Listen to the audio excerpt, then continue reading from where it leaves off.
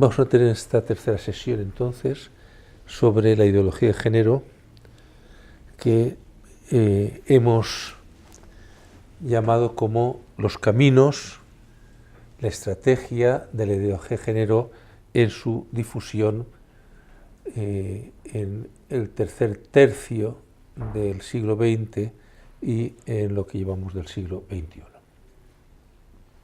Simplemente recordar que género es la percepción personal que el hombre tiene de sí mismo en relación con su sexualidad. Es, por así decir, la identidad de género es esa percepción íntima de su masculinidad o su feminidad. Aunque dentro de la ideología de género habría que hablar también de otras identidades de género, como sería la homosexualidad, la bisexualidad, la transexualidad y la indiferencia sexual.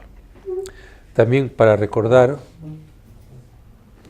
en las relaciones entre naturaleza, es decir, entre el sexo, la sexualidad como naturaleza y el género, es decir, cómo uno se siente y también subsidiariamente cómo uno es percibido por los demás, puede haber una identidad, es decir, que según el sexo hay una percepción personal, una elección personal y un comportamiento que se espera de esa persona. Puede haber una identidad, que es una concepción un poco antigua, por la cual según una persona de un sexo u otro debía comportarse en todo de una forma o de otra. Hay una independencia, que es la que defiende la ideología de género, para la cual la naturaleza, la biología del sexo, no tiene nada que ver con la elección que uno puede hacer de su propia sexualidad, de su propio comportamiento sexual,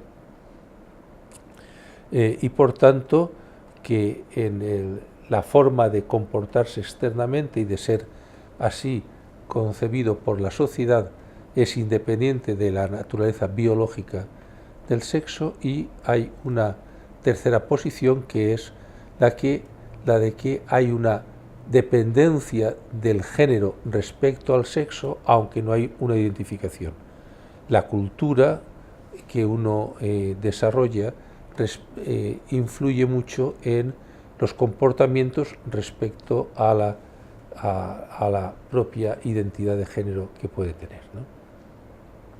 Bien, esto es recordar cosas que ya hemos visto y recordar que lo que es propio de la ideología, porque el género, tal como se concibe actualmente, es algo normal, es decir, que el comportamiento social, los roles sociales que se desempeñan, están relacionados con la naturaleza, pero no están identificados completamente con ella. Por ejemplo, pues una persona puede tener el tipo de carácter, ¿no?, que tiene, ¿no?, la sensibilidad que tiene, ¿no?, la psicología. Pues hay una psicología que se da más en los hombres, la psicología masculina, psicología femenina, pero no viene completamente determinado por el sexo, sino que hay unas grandes variaciones que dependen de los mismos genes, que dependen de los aprendizajes y también dependen de que uno quiera desarrollar más unas capacidades u otras, ¿no? Sin embargo, para la ideología de género, una primera afirmación es que los seres humanos nacen neutros y deberían poder elaborar su propia identidad de género y variarla cuanto quisieran. Es decir, también se dirá, los seres humanos nacen bisexuales y solamente por influencia de la sociedad, de la cultura, se hacen heterosexuales o pueden hacerse homosexuales o adquieren una identidad de género u otra, ¿no? Para la ideología de género, la verdadera libertad del hombre y su autonomía exigirían que la sociedad no influyese nada en la construcción del género. Es decir, lo mejor sería llegar a un tipo de hombre asexuado, no porque no viva una sexualidad, sino porque no haya nada que influya en su propia decisión o elección autónoma de cómo quiere comportarse sexualmente. ¿Se entiende esto? Esto sería, por así decir, la utopía que ya, digamos, la ideología de género en sus versiones más radicales defiende, ¿no? Los puntos fuertes de la ideología de género, en el sentido de los puntos clave, son, primero, la liberación de lo que condiciona a la mujer. Estoy recordando un poco estas, porque esto es lo que va después a extenderse, ¿verdad? Es fundamental para la ideología de género que la mujer se libere de la maternidad, porque la maternidad coacciona, reprime lo que es esas posibilidades de elección. Esto significa que la mujer debe poder contar con la anticoncepción, con el aborto, con la reproducción asistida, incluso con los úteros artificiales, aunque todavía no se tengan úteros artificiales más que en la ciencia ficción, y después que la mujer no dependa de la educación, no tenga la obligación de educar a los hijos. En sus versiones más extremas también se propondrá que sea la sociedad, es decir, la sociedad quien educa a los nuevos ciudadanos, pero no que la mujer esté obligada, condicionada por eso. En ese sentido, la ideología de género propone la destrucción de la familia en cuanto que reprime a los adultos, a la madre, sobre todo, porque el padre no entra en la consideración de los ideólogos de género, y condiciona a los niños según los valores de los padres, ¿no? Por eso sería bueno que desapareciese. La educación, el control de la educación debe ser llevado a cabo por la sociedad, entendido por la sociedad el Estado, para implantar, para desarrollar este nuevo hombre que propondría la ideología de género. Por eso es tan importante el control de la educación por parte del Estado. No, se entiende que no son admisibles otras instancias de educación que aquella que determina qué es ser ciudadano. Respecto a la religión, hay que decir que lo que propone es la disolución de las iglesias en una religión global, sin credo, vamos a decir, y con unas prácticas muy difuminadas, una religión más bien común a los hombres que quieran ser religiosos, o en todo caso, para respetar la libertad religiosa, una religión vivida en la privacidad en el interior de las personas, pero que no tenga manifestaciones exteriores. Evidentemente, por tanto, la presencia de la Iglesia Católica supone un enfrentamiento que se puede resolver de dos formas: o enfrentarse directamente, o por así decir, llevar a cabo acciones que coaccionen la expresión de los miembros de la Iglesia Católica en la sociedad, y la otra forma es introducirse a modo de caballo de Troya dentro de la Iglesia Católica para fomentar la desunión y para fomentar la contraposición de unos planteamientos u otros. Esto está muy escrito en diversos textos de ideólogos de género, vemos las diversas estrategias, ¿no? Bien, también para resumir querría decir que la ideología de género es una corriente que se une a otras corrientes presentes en la cultura de la segunda mitad del siglo XX. En concreto, aquí he hecho una breve relación: el nihilismo, ya lo que hablamos de Nietzsche, sobre todo, que provoca ese relativismo, el caso de Nietzsche y del modernismo, de la posmodernidad, un relativismo positivo de afirmación, de diversas afirmaciones, el permisivismo con sobre todo por la influencia de Freud y de Reich, pues en la búsqueda del placer, del gozo, la permisión de cualquier comportamiento siempre que produzca gozo, el marxismo, en cuanto que tiene una consideración de que la historia se construye a base del enfrentamiento de los opuestos, en un primer término obrero-patrono, en la ideología de género hombre-mujer, el neomalthusianismo, que es la tendencia sobre todo desde Malthus, pero en la segunda mitad del siglo XX, con todo el tema del control de la natalidad, y la posmodernidad, que es todo este movimiento que se suele clasificar a veces como pensamiento débil, sobre todo en Bátimo, el pensamiento cansado en Bataille, la deconstrucción de Derrida o los juegos lingüísticos de Lyotard. Es decir, ese abandono que se ha producido en la posmodernidad de las grandes explicaciones, de las consideraciones globales de la sociedad, y más bien atenerse a lo particular, a lo contingente, a lo aleatorio, sin grandes explicaciones y sin grandes ideales. Bien, la ideología del género tiene unos instrumentos para el cambio, que va a ser dos fundamentalmente: la política. A través de la política es como vamos a cambiar la cultura social y vamos a cambiar la sociedad. La política en sus tres estadios: la política global, sobre todo desde la ONU; la nacional, desde las leyes nacionales, y la local, como cualquiera de los que estamos aquí seguramente conocemos en la práctica cómo se está produciendo eso en los diversos ambientes, por ejemplo en España, ¿no? El segundo instrumento para el cambio es el lenguaje. Tanto en la formación, por eso es tan importante la educación, o los gabinetes, los seminarios de formación, la formación a través de grupos de estudio, el manejo de los medios de comunicación y, por último, lograr el cambio de la cultura a través del lenguaje. Esto desde Derrida pues es muy evidente y lo veremos al final.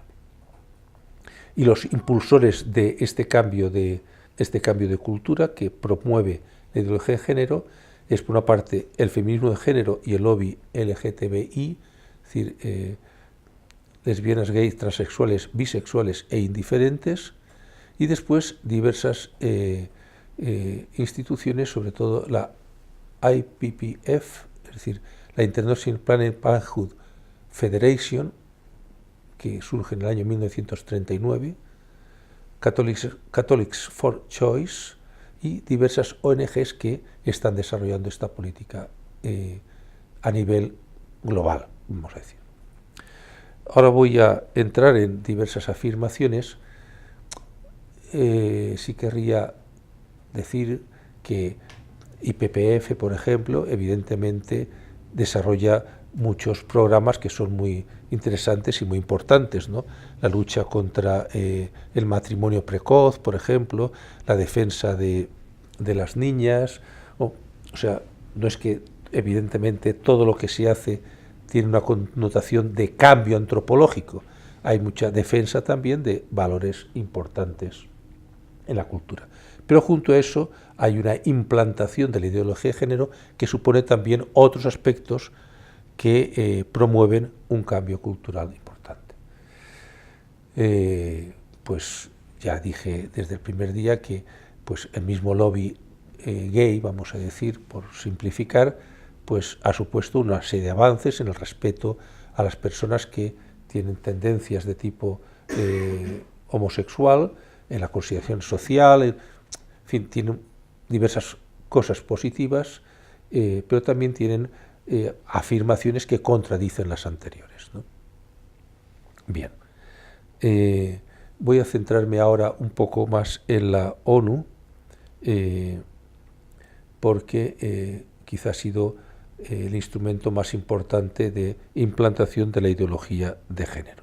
La Organización de Naciones Unidas, esto es simplificando mucho, tuvo dos acontecimientos muy centrales para la implantación de la ideología de género, que fueron la Conferencia Internacional sobre Población y Desarrollo de El Cairo, de 1994, y la Cuarta Conferencia Mundial sobre la Mujer de Pekín o Beijing, de 1995.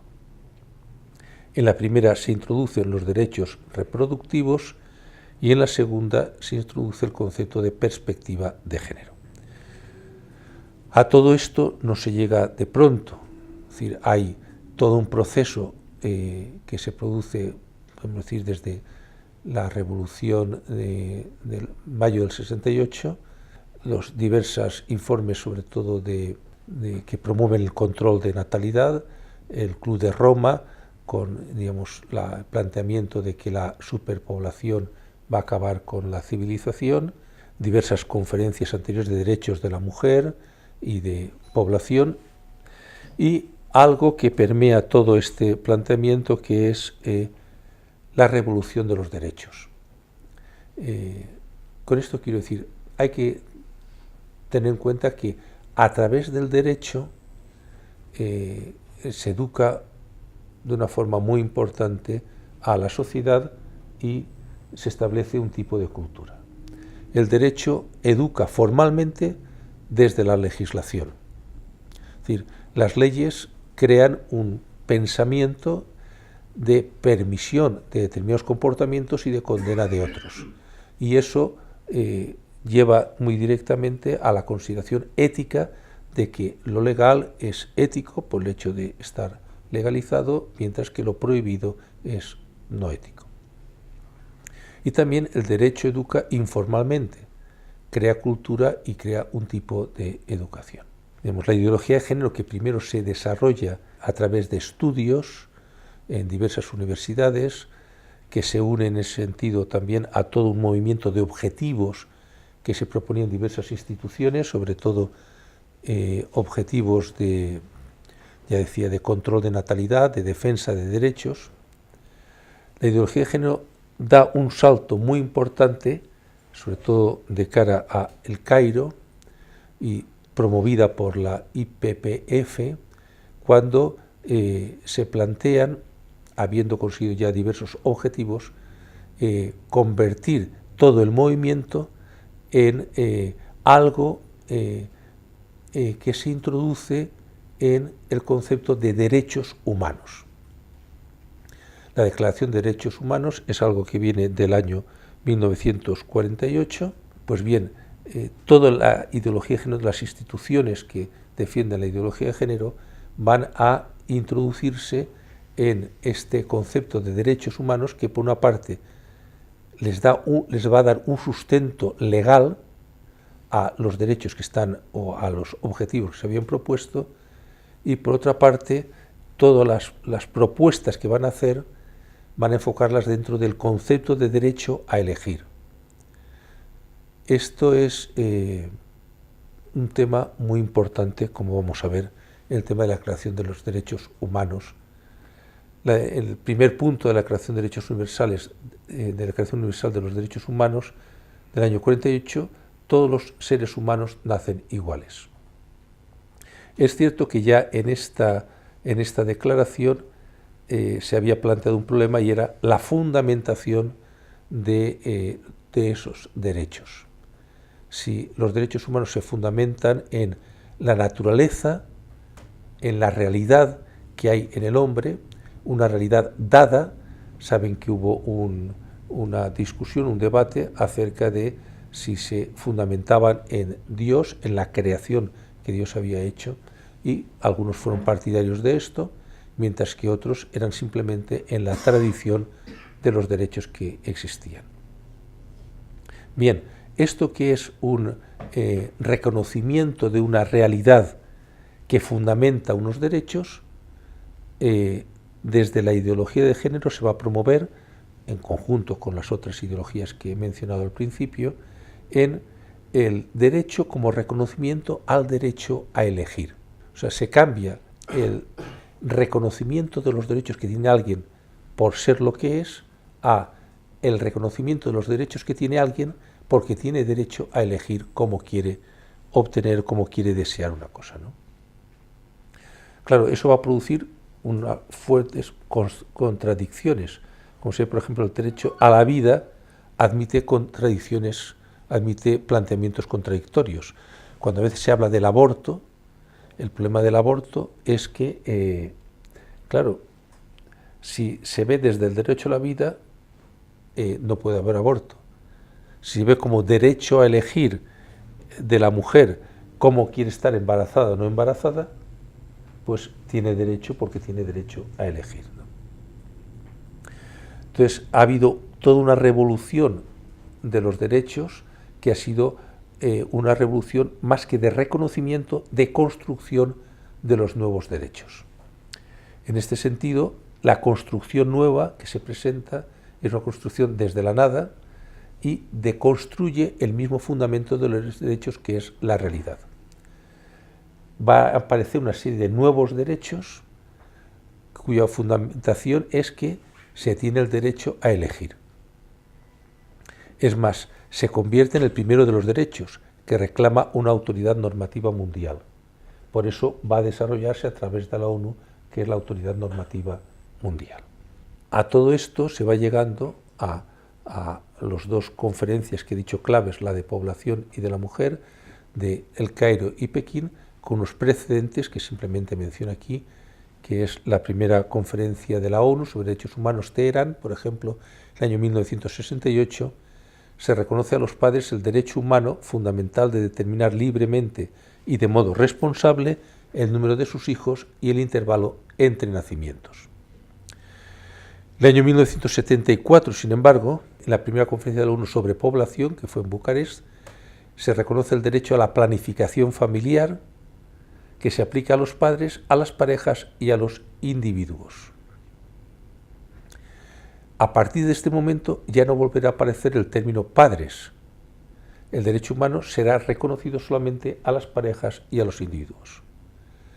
Esto implica, el reconocimiento de esta planificación familiar lleva implícito el reconocimiento del derecho a los anticonceptivos.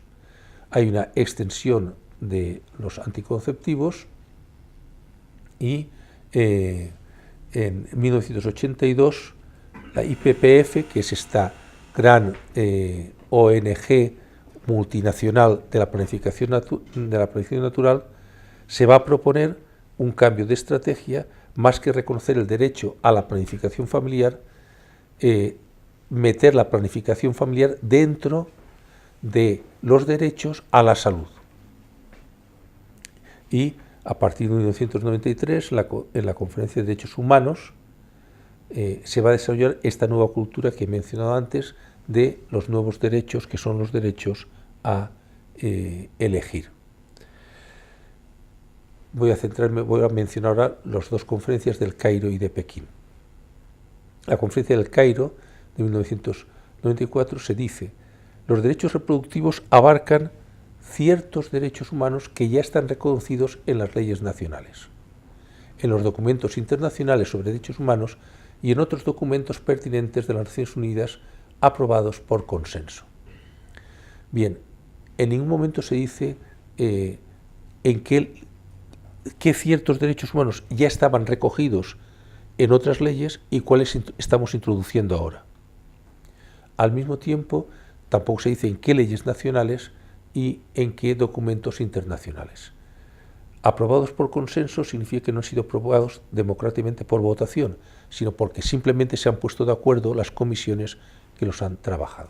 Estos derechos, y es el tema que quizá nos importa más ahora, se basan en el reconocimiento del derecho básico de todas las parejas e individuos, como se ve, ya se ha abandonado el tema de los padres, o se ha abandonado el tema de los matrimonios o de las familias, a decidir libre y responsablemente el número de hijos, el espaciamiento de los nacimientos y el intervalo entre ellos, y a disponer de la información y de los medios para ello, y el derecho a alcanzar el nivel más elevado de salud sexual y reproductiva. Bien, y aquí es donde ya es introducida toda la ideología de género respecto a los derechos para tener hijos o no tenerlos, a los derechos a la salud sexual, que era la expresión que los grupos de presión homosexuales entendían como el derecho a elegir la orientación sexual. Al no aclarar, más hablar con un lenguaje un poco general y difuso, eso permite que después se atribuya al Cairo determinados derechos que se van a defender, como el derecho al aborto, el derecho a la liberación sexual, a el comportamiento sexual de cualquier tipo, y la introducción poco a poco sobre todo de los niños y la juventud, el derecho a ser informados independientemente de los padres. Aquí, por tanto, entran los llamados derechos reproductivos, que es lo más conocido ahora, y que por derechos reproductivos se entiende lo que decía antes: anticoncepción, aborto, fecundación in vitro. Se desearía que hubiese ya fecundación in vitro y reproducción en úteros artificiales, de tal forma que ya se consiga la total liberación de la maternidad, aunque no de la maternidad como satisfacción del deseo de tener un hijo, sino tenerlo cuando se quiere, el modo que se quiere, y dejar de tenerlo también cuando se quiera, ¿no? Por la defensa del derecho a elegir el tipo de género que se tiene y de obligaciones que se tiene respecto a los hijos. Hay que decir que este tema de los derechos reproductivos no ha sido recogido en las legislaciones internacionales. Sin embargo, ha supuesto, como veremos dentro de un momento, una gran difusión dentro de las instituciones a nivel global y a nivel local. Bien, en Pekín, por mencionar el segundo ítem importante, se reconoce la perspectiva de género para abordar las diversas cuestiones, es decir, de lo que va a ser el desarrollo social. Todos los planes de desarrollo social de los diversos países van a tener introducido esta perspectiva para afrontar los desarrollos económicos, los desarrollos sanitarios, los desarrollos educativos, y por tanto todas las ayudas que vengan para esos desarrollos van a ser ayudas que van a depender de la adopción de la perspectiva de género para su implantación. Bien, hay que decir que en esa conferencia no hubo acuerdos sobre el significado del término género. Hubo unas interpretaciones que los que interpretaban que había que superar las desigualdades reales que existen entre hombres y mujeres, pues se quedaron con una interpretación del género, y los que parten de la ideología de género son los que han desarrollado sobre todo la implantación de esta ideología en los diversos países, apoyándose en Pekín. En este sentido es muy importante lo que se ha llamado el gender mainstreaming, que se puede traducir como la integración de la ideología de género en todo el sistema institucional. De hecho, Kofi Annan al año siguiente ya nombró un consejero especial para las cuestiones de género. Y hay que decir que hace apenas un mes Ban Ki-moon, antes de marcharse, lo que ha promovido y ha sido aprobado prácticamente ya es la institución de por así decir, de un alto comisionado para revisar en los diversos países, para inspeccionar en los diversos países la implantación de la ideología de género. En la ONU empieza la renovación de toda la ONU desde esta perspectiva, es decir, la integración en todos los planes, en la educación, en el mismo funcionamiento de la institución y de las instituciones dependientes de la ONU de la ideología de género, y se establece todos unos planes de educación de los funcionarios que van a desarrollar los expertos para la implantación, la integración de la ideología de género en todo el sistema de funcionamiento de la ONU y de todas sus instituciones.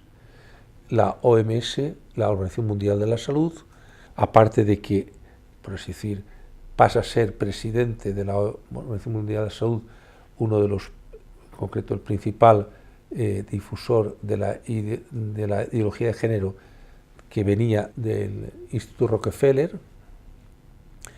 Los mismos objetivos del milenio del año 2000, en uno de sus puntos claves, hablan de la implantación y del desarrollo de la ideología de género a través de todos los planes de desarrollo que se lleven a cabo con las diversas naciones.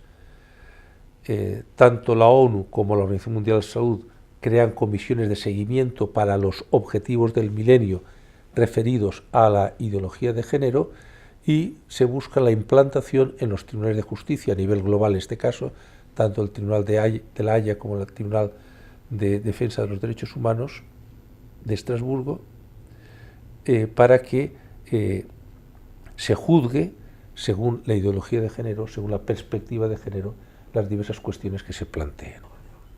Bueno, esto tiene un desarrollo fortísimo de personal, de instituciones, de planes educativos y de dinero, efectivamente, ¿no? Se dedica muchísimo dinero, en concreto España, porque entramos en España. No he mencionado antes que en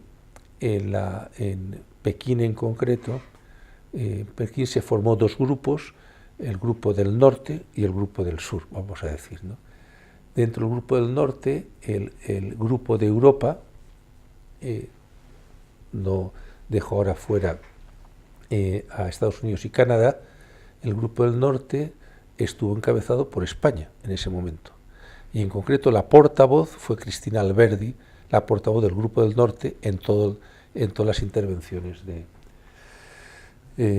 hay que tener en cuenta que desde 1985, ahora veremos en España, se estaba trabajando mucho en España el tema de la ideología, los estudios de género, ¿no? Bajando a España, desde el Consejo Superior de Investigaciones Científicas se promueve por así decir, el asalto al Partido Socialista mediante la promoción de discusiones, argumentaciones y terminología para lograr el poder político. Es decir, lo que se plantea es que los políticos, que en general tienen poca formación en temas de valores, adquiriesen una formación que desarrollaron de hecho todo este grupo de feministas presentes en el Consejo Superior de Investigaciones Científicas, y desde el año 1992, a través del Instituto de la Mujer, del mismo Consejo Superior de Investigaciones Científicas, y a través de la Universidad Internacional Menéndez Pelayo. Entonces, en España se plantea, sobre todo a partir del gobierno de Rodríguez Zapatero, la ideología de género como una misión ética.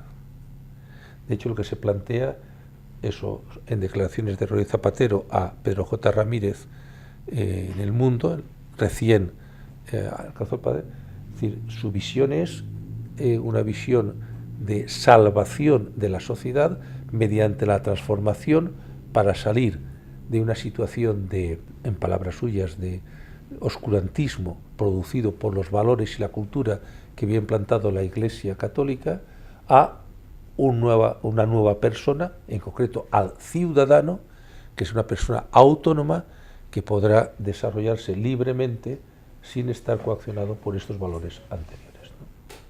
Bueno, es un sentido mesiánico que implica todo el esfuerzo. De hecho, uno de los ideólogos más importantes de este tema, que es Gregorio Peces Barba, llega a afirmar que solamente con la implantación de la educación de género, a través de la educación de la ciudadanía, habría bastado para justificar todo el gobierno de esos 4 u 8 años, ¿no? Porque saben hacia dónde se quiere ir, ¿no? Insisto, es una misión ética, o sea, se ve como un pensamiento mesiánico, ¿no?, de salvación de la sociedad. Hay diversos puntos que deben ser remarcados. Primero, todo el tema de la educación corresponde al Estado. Así afirmado, por encima de los padres. O sea, los padres, la familia, han provocado una represión de la libertad sexual, de la libertad de género, y la continuación de un tipo de familia represora del ser humano, del ciudadano.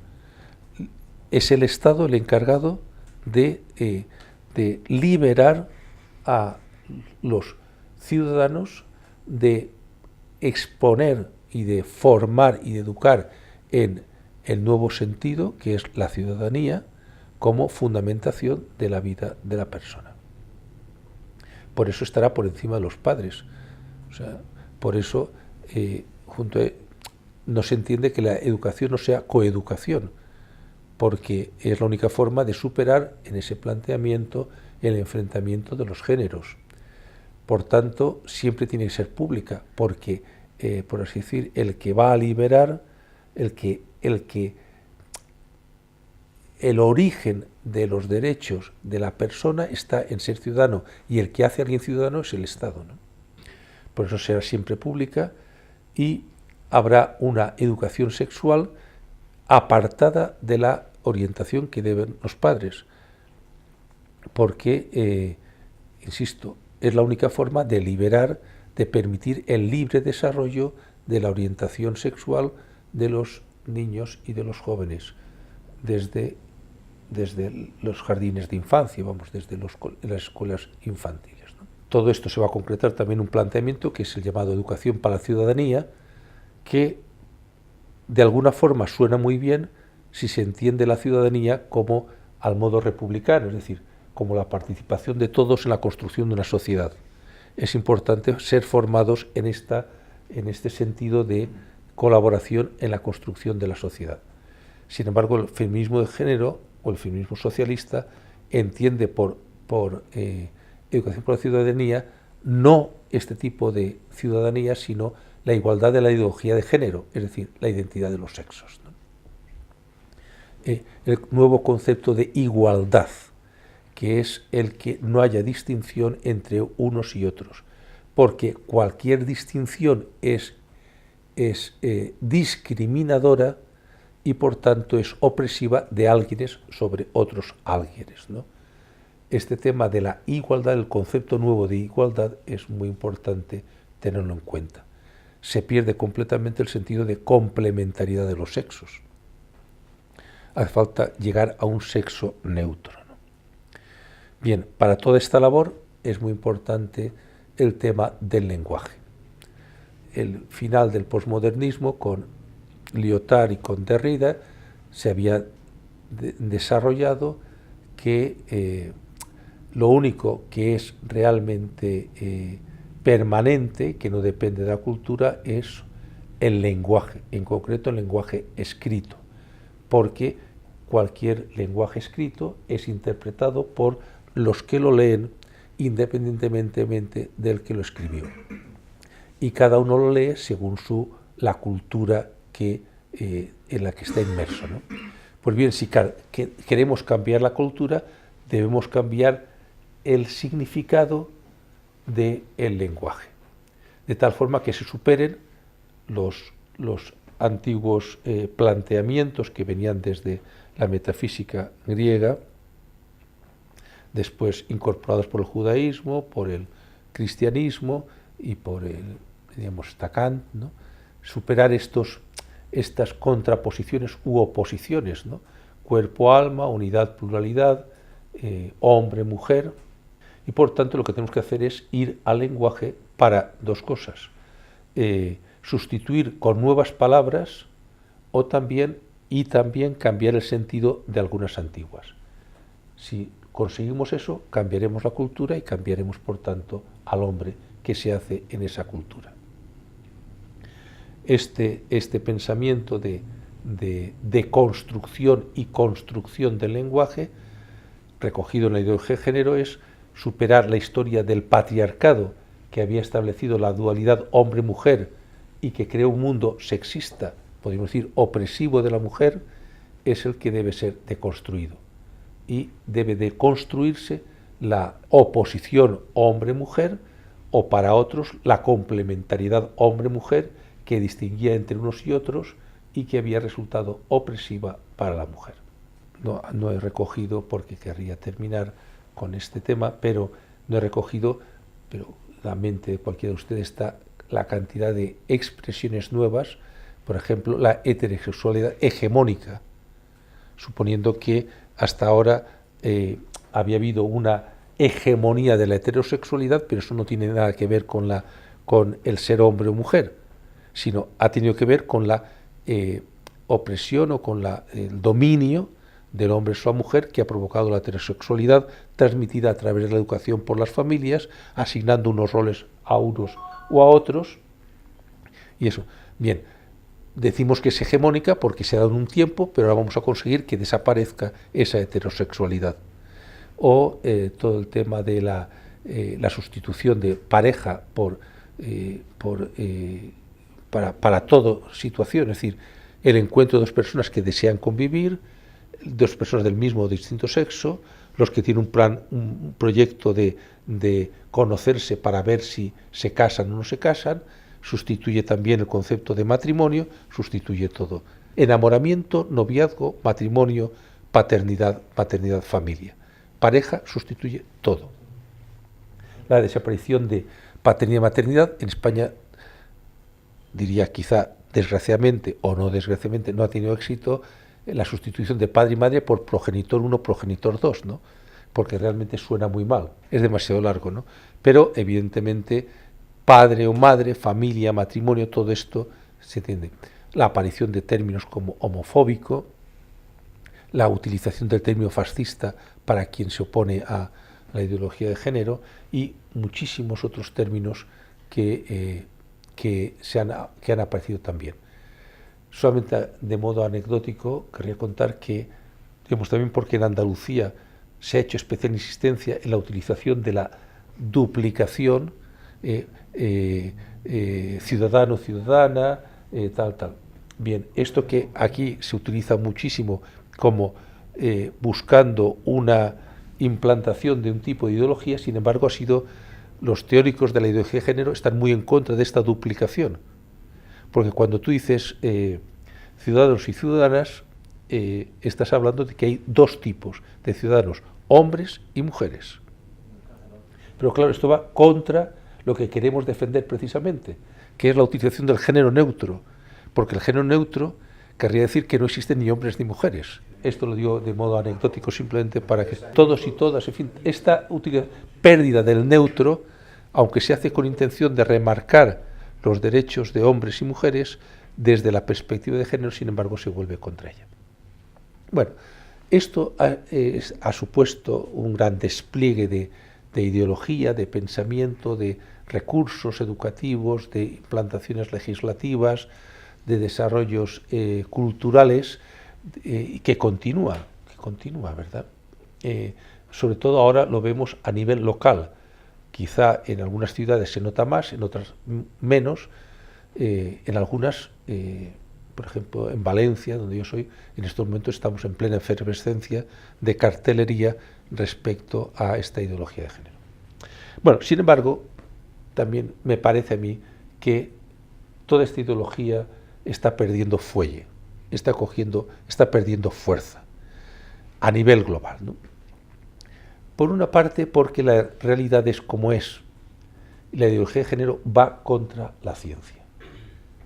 Hay una realidad ahí que se muestra y es que por mucha ideología tú sales a la calle y te encuentras con la realidad tal como es. Segundo, porque la ideología de género ha perdido el término, el concepto y la realidad que es el amor. Y cualquier persona humana lo que desea es amar y ser amada. Y esto está ahí. Entonces, hablar del sexo y del placer olvidándose del amor es algo que, en mi opinión, tiene poco futuro. En tercer lugar, porque lo que realmente nos hace libres no es la neutralidad de género, sino que es el descubrir la verdad, es lo que satisface el intelecto y apacigua el corazón. En cuarto lugar, porque el hombre alcanza la felicidad por los vínculos con otras personas. Les he puesto aquí Harvard, refiriéndome a un informe, un estudio que se ha hecho a lo largo de 76 años en Harvard sobre qué constituye la felicidad del hombre. Y se ha estudiado desde los años 30, desde gente joven, niños o gente muy joven, la evolución a lo largo de la vida. Han pasado a ser abuelos, algunos se han muerto ya, se ha ido estudiando, y aunque en muchos momentos se pensaban o afirmaban que lo que les hacía felices era el dinero o la fama, sin embargo, lo que ha supuesto la prolongación de su vida y lo que les ha hecho felices al final ha sido precisamente los vínculos con otras personas. Y por último, porque el padre es esencial para el desarrollo de los niños. Y esto ha habido un reciente informe de Oxford mostrando esta realidad. Por tanto, la ideología de género, que es algo muy articulado, que es algo que tiene muchas facetas y que se integra en todo un pensamiento cultural posmoderno de final del siglo XX, es algo que está suponiendo un gran despliegue de medios y de personas, pero que, en mi opinión, tiene poca posibilidad de futuro. Más bien hay que recuperar otra vez la antropología de lo que es el ser humano, una antropología clásica, desarrollada con nuevos avances, como por ejemplo es el personalismo, todo el personalismo que se ha estudiado, se ha desarrollado en el siglo XX, y que más bien vuelve a encontrarse con la persona, vuelve a encontrarse con la familia, vuelve a encontrarse con la sociedad en sus núcleos más básicos. Y con esto, en bizcocho,